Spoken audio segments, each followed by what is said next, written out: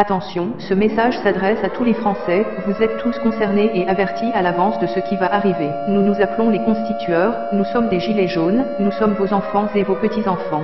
Nos actions ont un but ultime. Changer le système, en changeant la Constitution française. L'action Gilets jaunes est un succès sans précédent en termes de mobilisation, nous parlons de chiffres se rapprochant progressivement de mai 1968. L'exaspération des citoyens est générale, mais il sera nécessaire de changer deux points majeurs de la mobilisation si nous voulons vraiment gagner.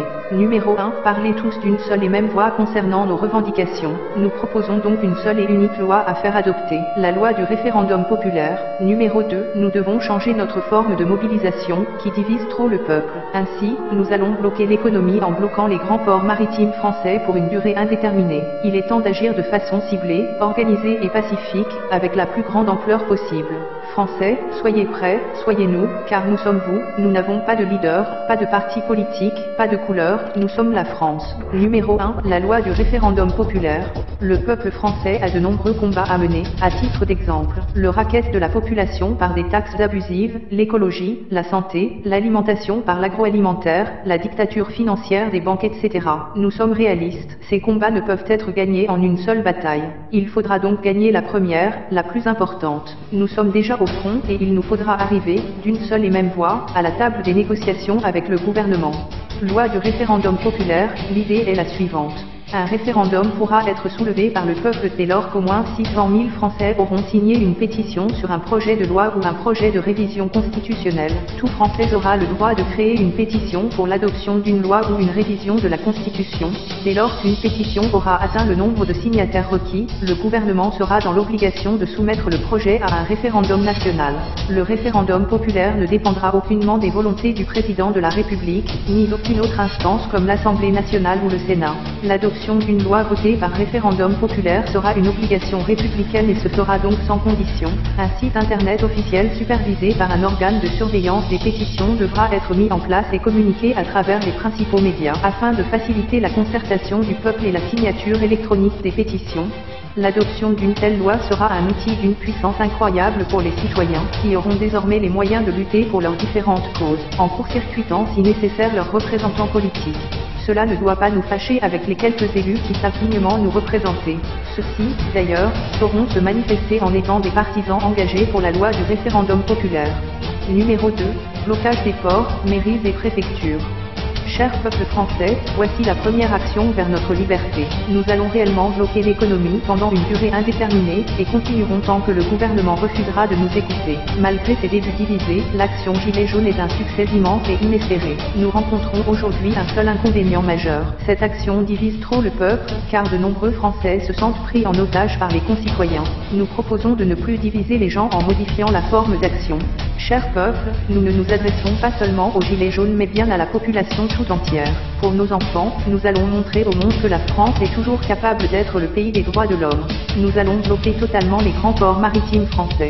Cela signifie 7 points de rassemblement en France, les ports de Dunkerque, Le Havre, Rouen, Nantes-Saint-Nazaire, La Rochelle, Bordeaux, Marseille. À l'île de la Réunion, le port de la Pointe des Galets. En Martinique, le port de Fort-de-France. En Guadeloupe, le port Caraïbes. En Guyane, le port de Dégrade-des-Cannes. De cette manière, non seulement l'économie sera bloquée à l'échelle nationale, mais aussi le monde aura les yeux rivés vers la France, et verra de quoi les Français sont capables.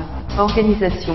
Un tel mouvement sera sans précédent et le gouvernement va vouloir tout faire pour l'empêcher. Nous devrons être exemplairement pacifiques et soudés. La mobilisation se présentera sous cette forme à l'entrée de chaque port. Des rassemblements pacifiques géants, sous forme de pique-nique en musique. Une occupation des lieux continue, nuit et jour, par roulement. Pour ceux qui auraient des difficultés à se rendre dans un des grands ports, nous invitons chaque ville à des mobilisations pacifiques de masse bloquant les mairies et les préfectures. Recommandations et sécurité. Faites des provisions dès maintenant, tant que possible. Les casseurs et personnes mal intentionnées seront signalés et livrés aux autorités. Concernant les forces de l'ordre, ils ne sont pas nos ennemis et beaucoup d'entre eux ne veulent plus servir d'armée privée pour une petite élite qui ne les respecte pas. Cependant attention, nous savons qu'ils ont souvent la consigne de nous provoquer pour nous pousser au débordement. L'État n'attendra qu'une chose, avoir de la violence à pointer du doigt, mais nous n'entrerons pas dans ce jeu. Ainsi, filmez et partagez autant que possible les faits et gestes suspects ou abusifs des forces de l'ordre.